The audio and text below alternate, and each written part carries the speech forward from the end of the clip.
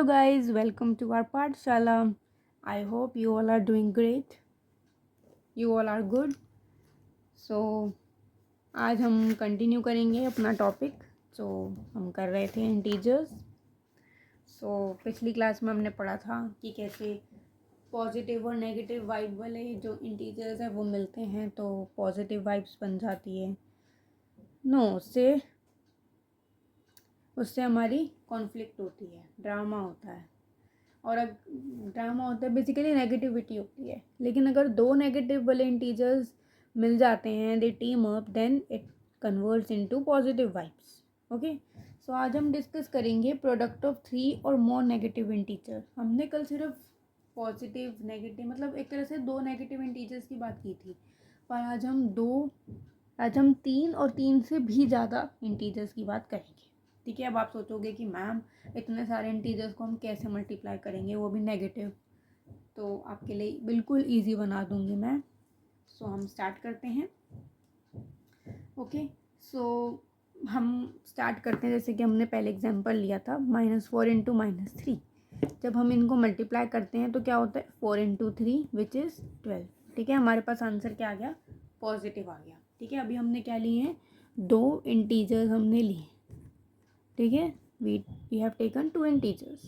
Okay, अब हम 3 integers लेते हैं, -4 इंटू -3 एंड लेट से हमने एक और नेगेटिव इंटीजर ले लिया -2. ठीक है, अब हमारे पास कितने हो गए, 3 इंटीजर्स. तो मैं अब क्या करूँगी, जो पहले दो हैं उनको टीम अप करवा दूँगी और अभी दूसरे को कहूँगी थोड़ा वेट करो. सो इससे क्या आंसर आएगा आपको पता ही है, 12 इंटू -2. अब आप देख सकते हैं ये पहले वाला केस बन गया, एक पॉजिटिव हो गया एक नेगेटिव हो गया. तो इसमें हम कैसे करते हैं, माइनस बाहर कॉमन ले लेते हैं, 12 इंटू 2 विच इज़ -24. तो आपने देखा 3 इंटीजर से फिर से चीज़ें नेगेटिव में हो गई. ठीक है, 3 इंटीजर हमने लिए तो चीज़ें फिर से नेगेटिव में चली गई. अब हम 4 इंटीजर लेके देखते हैं, -4 into -3 into -2 into minus, let से हम ले लेते हैं -1. ठीक है, -1 को ही लेके देखते हैं. ठीक है, वैसे तो 1 आपको लगता होगा कुछ खास, 1 कुछ वैल्यू नहीं होती, पर चलो देखते हैं इससे क्या होता है. हो सकता है कि मल्टीप्लाई करेंगे तो कुछ फ़र्क नहीं पड़ेगा, लेकिन पॉजिटिव और नेगेटिव का बहुत फ़र्क पड़ सकता है इससे. ठीक है, तो जैसे कि आपने पहले किया था, इसमें अब हम क्या करेंगे, इसमें हम 3 को टीम अप करेंगे क्योंकि ये हम पहले कर चुके हैं. सो -4 इंटू -3 इंटू -2 एंड इंटू -1. इससे क्या आंसर आया था हमारे पास, -24 इंटू -1. अब ये वाला कौन सा केस बन गया, जो हमारा फर्स्ट वाला केस था, जिसमें कि 24 इंटू 1 हो जाता है एंड आंसर आ जाता है 24. तो अब देखिए चीज़ें फिर से पॉजिटिव में चली गई. तो जब हम 4 इंटीजर्स ले लेते हैं तो चीज़ें फिर से पॉजिटिव में हो जाती हैं. ठीक है, जब हम 2 लेते हैं तब आंसर हमारा पॉजिटिव आता है. जब हम 3 नेगेटिव इंटीजर ले लेते हैं तो आंसर हमारा फिर से नेगेटिव में जाता है. और जब हम 4 लेते हैं तो फिर दोबारा से पॉजिटिव वाइब्स हमारे पास वापस आ जाती हैं. राइट. अच्छा, और अगर हम ऐसी 5 इंटीजर लेंगे तो फिर से क्या होगा, अगर हम 5 इंटीजर लेंगे तो फिर से क्या होगा, आंसर हमारा कैसे आएगा, नेगेटिव में. 6 इंटीजर्स लेंगे तो क्या होगा, आंसर पॉजिटिव में आएगा. ऐसे चलता रहेगा. तो आपने एक चीज़ नोटिस की होगी कि जब हमारे पास नेगेटिव इंटीजर्स इवन नंबर मतलब इवन नंबर्स के होते हैं, ठीक है, जैसे कि 2, 4, 6, ठीक है, ये सब क्या है, इवन ही तो है. तो जब भी हमारे पास नेगेटिव इंटीजर्स इवन नंबर्स के होते हैं तो आंसर हमारा पॉजिटिव में आता है. और जब हमारे पास नेगेटिव में होते हैं 1, 3, 5, 7 लाइक दिस, ठीक है, जब हमारे पास ऑड नंबर्स के होते हैं तो हमारे पास क्या आता है, नेगेटिव में आंसर आता है. ठीक है, ये चीज़ काफ़ी इंटरेस्टिंग है. So the product of 2 negative integers is a positive integer. The product of 3 negative integer is a negative integer and the product of 4 negative integer is positive integer. Right, ये हमने देखा था. तो इस ऑब्जर्वेशन से हमने पता लगाया कि if the number of negative integers is in a product of even, then the product is a positive integer. If the number of negative integers in a product is odd, then the product is negative integers. ठीक है। सो ये काफ़ी important चीज़ थी जो आपको पता होनी चाहिए। कैलकुलेशंस को काफ़ी ईजी बना देती है आपके लिए, ठीक है। अब जैसे कि कुछ स्पेशल केसेस है हमारे पास, ठीक है, जो कि हमारे पास रिजल्टेंट उसके हैं, ठीक है। जैसे कि आप देख सकते हैं कि पेज नंबर 14 पर एक स्पेशल केस -1 वाला दे रखा है, 1 वाला, ठीक है। तो आप ये देख सकते हैं कि 1 की भी कितनी वैल्यू है, ठीक है। अभी आंसर आपका नेगेटिव में आ रहा था, 1 को ऐड करते ही आंसर आपका पॉजिटिव में आ गया। तो 1 जो है बहुत ही इम्पोर्टेंट रोल प्ले करता है, ठीक है। उसके बाद हमारे पास थिंक, डिस्कस एंड राइट है, ठीक है। हम उसके दोनों क्वेश्चंस डिस्कस करेंगे, जो कि क्योंकि क्वेश्चंस काफ़ी अच्छे हैं तो मैं चाहती थी कि मैं आपको ये अच्छे से बताऊं। तो थिंक, डिस्कस एंड राइट हम कर रहे हैं, जो कि हमारा पेज नंबर 14 पर है। उसका फर्स्ट क्वेश्चन हम कर रहे हैं। इसमें क्या है, the product of -9 into -5 into -6 and -3 positive. लेकिन जो प्रोडक्ट है -9, -5, 6 और -3 का वो नेगेटिव है, ऐसा क्यों है, ठीक है। इसमें हमें बोला गया कि ऐसा क्यों है। तो एक हमें दे रखा है कि प्रोडक्ट ऑफ -9, -5, -6 एंड -3, इसका क्या प्रोडक्ट, इसका जो प्रोडक्ट है वो पॉजिटिव है, whereas -9 into -5 into 6 into -3 इसका प्रोडक्ट ऑड है। तो इसके पीछे एक ही रीज़न है, why is it's like this, because आप देख सकते हैं कि इसमें जो ऑड है, जो नेगेटिव है वो कितने हैं, 1 2 3 4, right. So we have 4 negative integers. तो जब 4 है, 4 यानी कि इवन, राइट। जब हमारे पास इवन होते हैं तो हमारा आंसर किस में आता है, पॉजिटिव में। वेयर एज जिसमें हमारे पास 1 2 3, हमारे पास 3 है, 3 इज ऑड, तो फिर आंसर कैसे आएगा हमारा, नेगेटिव में, राइट। ये हमने डिस्कस किया। तो आप देख सकते हैं हमें सॉल्व करने की भी ज़रूरत नहीं पड़ी, हमें पता चल गया कि हमारा आंसर पॉजिटिव में आएगा या फिर हमारा नेगेटिव में आंसर आएगा, ठीक है। सेकंड पार्ट पर चलते हैं, सेकंड क्वेश्चन पे हम चलते हैं। What will be the sign of the product if we multiply it together. तो हमें इसमें साइन बताना है, ठीक है, कि जो हम अगर हम प्रोडक्ट करेंगे इन सब का तो हमारे पास कौन सा साइन आएगा, पॉजिटिव आएगा या फिर नेगेटिव आएगा। So first part is 8 negative integer and 3 positive integer. अब देखिए पॉजिटिव से तो कुछ फ़र्क ही नहीं पड़ेगा, हम नेगेटिव को ही समझ ले तो हम आसानी से बता सकते हैं कि हमारा जो प्रोडक्ट होगा वो पॉजिटिव में आएगा या फिर नेगेटिव में आएगा। तो हमारे पास 8 नेगेटिव इंटीजर्स है, 8 यानी कि इवन। तो जब इवन होता है तो हमारा प्रोडक्ट किस में आता है, इन द पॉजिटिव, ठीक है। तो हमारा किस में आएगा, पॉजिटिव में आएगा। Second part is 5 negative integer and 4 positive integer. अब इसमें पॉजिटिव इंटीजर तो 4 है, पर उससे तो हमें फ़र्क पड़ता ही नहीं, हमें नेगेटिव देखने हैं। नेगेटिव हमारे पास क्या है, 5 is odd, so answer will be negative, हमारा जो साइन है वो नेगेटिव होगा, ठीक है। सी पार्ट इज -1 12 टाइम्स, ठीक है, -1 विच इज़ 12 टाइम्स। तो हम -1 को अगर हम 12 टाइम्स लेंगे, ठीक है, -1 को अगर हम 12 टाइम्स लेंगे तो हमारा आंसर किस में आएगा, 12 इज आर इवन, तो answer will be in positive. So answer हमारा क्या आएगा, +1, ठीक है। क्योंकि 1 को हम 12 टाइम मल्टीप्लाई करेंगे तो आंसर तो वैसे भी 1 ही आएगा। हमें मेन साइन का पता लगाना था, और साइन का तो हमें पता ही है, अगर हमारे पास टर्म्स जो हैं वो इवन है तो हमारे पास क्या आएगा, पॉजिटिव आएगा। ऑड है तो नेगेटिव आएगा, तो इसमें क्या आ जाएगा, पॉजिटिव।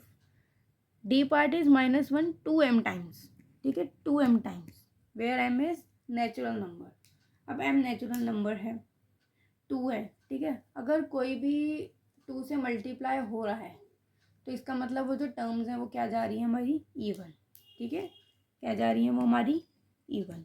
तो आंसर अगेन किस में आ जाएगा, पॉजिटिव में, ठीक है। सो ये काफ़ी इंटरेस्टिंग था हमारा थिंक, डिस्कस एंड राइट, और बहुत सिंपल भी था, ठीक है, इसमें कोई इतनी डिफ़िकल्टी हमें नहीं होगी।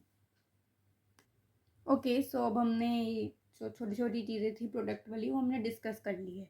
अब हम कुछ प्रॉपर्टीज़ डिस्कस करेंगे, जैसे हमने पहले एडिशन और सब्ट्रैक्शन की थी, वैसे अब हम मल्टीप्लिकेशन की भी कर सकते हैं, ठीक है। अब हमें बेसिकली मल्टीप्लिकेशन की प्रॉपर्टीज़ को डिस्कस करना है। तो पहली प्रॉपर्टी हमारी कौन सी है? Closure under multiplication. Closure under multiplication. तो जैसे कि मैंने आपको ये पहले भी हम डिस्कस कर चुके हैं about closure property. Closure property होती है जैसे कि हमने जब एडिशन के लिए की थी, तो उसमें क्या था कि अगर हम दो इंटीजर्स ले रहे हैं, जैसे कि ये दोनों हमारे इंटीजर्स हैं, तो जब हम इनको ऐड करेंगे तो हमारा जो आंसर है वो भी हमारा क्या हो जाएगा? वो भी हमारा एक इंटीजर होगा। और अगर ये ऐसा होता है तो वो हमारी क्लोजर प्रॉपर्टी हो जाती है। ऐसे ही सेम केस हमारा मल्टीप्लिकेशन में होगा। अगर हमारे पास ए और बी दोनों इंटीजर हैं, तो जब हम उनको मल्टीप्लाई करेंगे इंटू बी, तो वो भी इंटीजर आना चाहिए, राइट। तो हमारे पास एक टेबल है पेज नंबर 15 पर, ठीक है। पेज नंबर 15 पर हमारे पास एक टेबल है, ठीक है। उसको हमें कंप्लीट करना है बेसिकली, तो उससे हमें पता चल जाएगा कि वो है कि नहीं। वैसे तो इंटीजर होगा ही, क्योंकि देखिए अगर हम -20 इंटू -5 लें, इसको हमें सॉल्व करना आता है। 20 इंटू 5 विच इज़ 100, ठीक है। 100 एक इंटीजर है, of course it's an integer, so product हमारा इंटीजर हो जाएगा। ऐसे ही -15 इंटू 17, इसे भी हमें सॉल्व करना आता है। 15 into 17 is 255, right, so it's again an integer. ऐसे हम ले -30 इंटू 12, माइनस बाहर 30 इंटू 12, इट विल बी 360, ये भी हमारा इंटीजर है -360। तो हम देख सकते हैं कि जो हमारी इंटीजर्स के लिए क्लोजर अंडर मल्टीप्लिकेशन है, वो प्रॉपर्टी हमारी सेटिस्फाई होती है। तो integers is closure under multiplication, okay. So last में आप देख सकते हैं हमें वो भी दे रखा है स्टेटमेंट भी कि a into b is an integer for all integers a and b। तो ये हमारी प्रॉपर्टी सेटिस्फाई हो जाती है। Second part is okay, second property is commutative. Commutative के बारे में भी हमने डिस्कस किया था। अगर मैं एडिशन का ही केस लूँ, so it was a plus b should be equal to b plus a. तो ऐसे इसमें हम क्या बना सकते हैं? a into b should be equal to b into a. अगर तो ये दोनों इक्वल आ जाते हैं तो हमारी कम्यूटेटिव प्रॉपर्टी अंडर मल्टीप्लिकेशन हो जाएगी, ठीक है। तो इसमें भी हमारे पास टेबल दिया हुआ है, हम उसी के थ्रू समझते हैं। तो इन्होंने लिए 3 into -4, it should be equal to -4 into 3। तो 3 इंटू 4 -4 इंटू 3, हमारे पास आंसर क्या आएगा? सेम, -12। तो ये हमारे पास सेम आया है, इसका मतलब ये कम्यूटेटिव प्रॉपर्टी भी हो जाएगी, ठीक है। तो हमारी मल्टीप्लिकेशन के अंडर कम्यूटेटिव प्रॉपर्टी भी सेटिस्फाई होती है, okay. Third property is multiplication by zero. Multiplication by zero, ठीक है। मल्टीप्लिकेशन बाय ज़ीरो, इसमें क्या है? इसको हम एक तरह से मल्टीप्लिकेशन बाय ज़ीरो को हम क्या कह देते हैं कि अगर हम किसी भी ए इंटीजर को ज़ीरो से मल्टीप्लाई करें या फिर 0 इंटू ए करें, तो आंसर हमारे पास क्या आता है? हमेशा 0, ठीक है, जो कि सही भी है। अगर हम -3 इंटू 0 करें या फिर 0 इंटू -3 करें, तो आंसर क्या आएगा हमारे पास? 0। तो ये भी सेटिस्फाई कर जाएगी। बहुत सिंपल प्रॉपर्टी है ये तो, ठीक है। फोर्थ है मल्टीप्लिकेटिव आइडेंटिटी। जैसे एडिटिव आइडेंटिटी थी, वैसी मल्टीप्लिकेटिव आइडेंटिटी भी होती है, ठीक है। मल्टीप्लिकेटिव आइडेंटिटी, इसमें क्या है कि अगर हम a इंटू 1 करें और 1 इंटू ए करें, तो आंसर हमारे पास क्या आ जाए? a, ठीक है। आंसर हमारे पास क्या आ जाता है? a, right. तो हम अगर जिससे मल्टीप्लाई करेंगे, हमारे पास आंसर सेम आएगा, ठीक है। इसमें एक पॉइंट आपको अच्छे से पता होना चाहिए, which is 0 is additive identity whereas 1 is multiplicative identity for integers. 0 हमारा एडिटिव आइडेंटिटी है, ठीक है। Additive identity means answer same आना चाहिए, ठीक है। जब हम उसमें a प्लस 0 करते थे या फिर हम 0 प्लस a करते थे, तो आंसर हमारे पास क्या आ जाता था? a, right. ऐसी 1 हमारा मल्टीप्लिकेटिव आइडेंटिटी है, जिसमें कि क्या होता है? अगर हम 1 इंटू ए करें या फिर a इंटू 1 करें, आंसर हमारे पास क्या आ जाता है? Always a, right.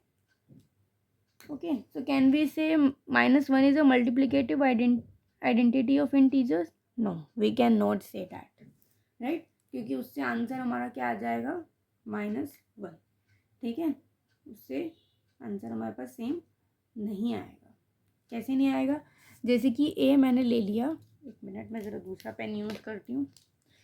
अगर ए मैंने ले लिया -3, ठीक है, और आइडेंटिटी में मान लो -1 ली है. Multiplicative identity is are -1. एक मिनट, आपको शायद दिख नहीं रहा होगा, इस पे करती हूँ मैं. जैसे कि ए मैंने ले लिया -3 और आइडेंटिटी है हमारे पास -1. तो -3 इंटू -1 में अगर करती हूँ तो आंसर हमारे पास क्या आ जाता है, 3 इंटू 1 विच इज़ 3. तो अब क्या 3 इक्वल है -3 के? नहीं, 3 इक्वल नहीं है. तो इसलिए हम -1 को नहीं ले सकते, इसलिए हम 1 ही मल्टीप्लिकेटिव आइडेंटिटी ले सकते हैं.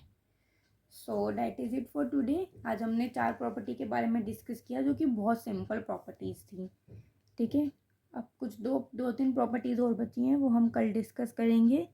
आई होप कि आपको ये सब समझ में आ रहा होगा. अगर आपको कोई भी डाउट हो तो आप मुझसे कमेंट सेक्शन में पूछ सकते हैं.